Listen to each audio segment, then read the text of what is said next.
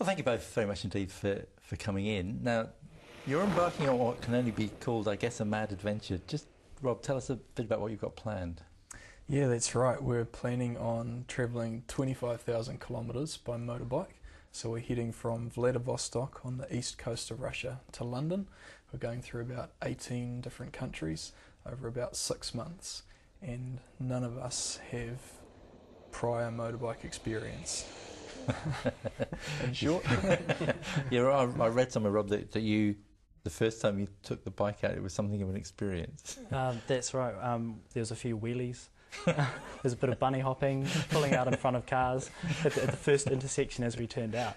So it was really a trial by fire. And you've given me the map of your journey here, and as you say, it starts in Vladivostok, but it goes through what you can really only describe as bandit country. I mean, we've got the Mongolian steppes, we've got the Gobi Desert. You go through Kazakhstan. I mean, this isn't a holiday camp, is it? It's tough. Yeah, I think you're right. I guess we took our start point and our end point first, and then we filled in the gaps in the middle.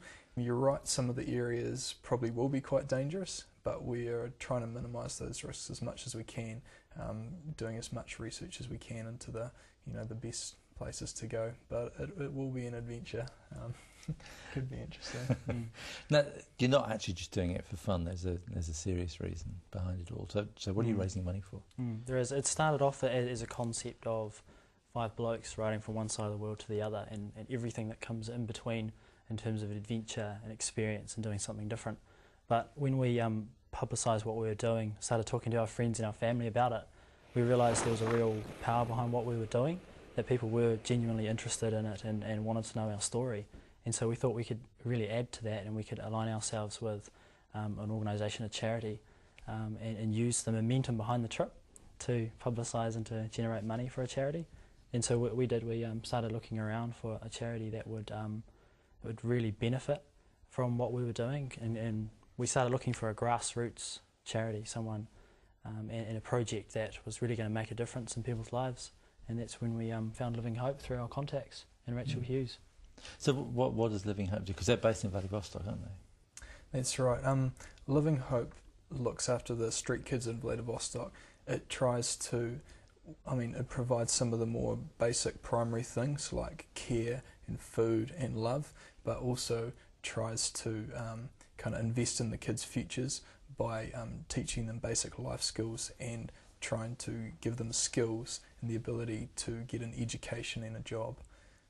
We really wanted to help something like Living Hope. I've been to Siberia before and seen the conditions that street kids live in, and Living Hope was basically the perfect charity for us to support. It's really down to earth, really grassroots, and it's run by a lovely Kiwi lady, Rachael Hughes. Is it a New Zealand thing to want to do things like this, do you think? It could well be. In a lot of respects, we're kind of doing it the other way around. We said that we want to achieve this, we want to go from here to here, and how can we make it happen? And how can we overcome each of the obstacles that we know we're going to face? Instead of planning it out in every last minute detail, which isn't really something that you can do, it's not feasible to do that, and then say we're going to do the trip, because we're satisfied that it's possible. So we really did start the other way around, and it's coming together, and it definitely looks achievable to us. I mean, I'll have to ask you some practical questions. Like, I know that one of your crew broke a leg in training at Port Waikato. Now, that's fine if it happens at Port Waikato, because that's only on the edge of civilization. Whereas when you get out to the middle of the Gobi Desert, there isn't going to be an air ambulance. So what happens if the worst happens? Well, look, I guess it's something we can only tackle when it happens, but we do have really, really good medical insurance. That was sponsored to us by QBE Insurance, and that'll basically get us an air evacuation from anywhere we need. We've got a satellite phone so that we can basically call in the artillery if we need to, and we basically training ourselves, equipping ourselves with first aid skills, like really sort of bush skills that we can use to sort of improvise and get to safety.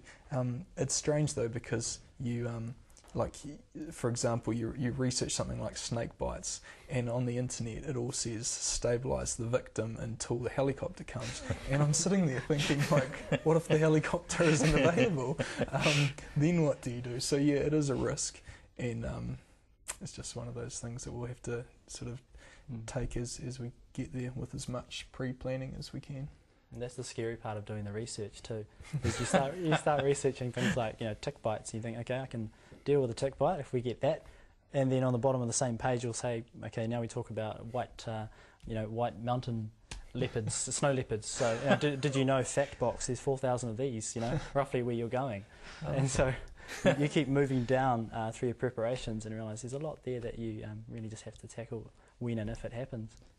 Now, you're going all the way through Russia, and then through what you call the Stans, and then you come into Europe. I guess once you get to Europe, it's a bit easier, isn't it?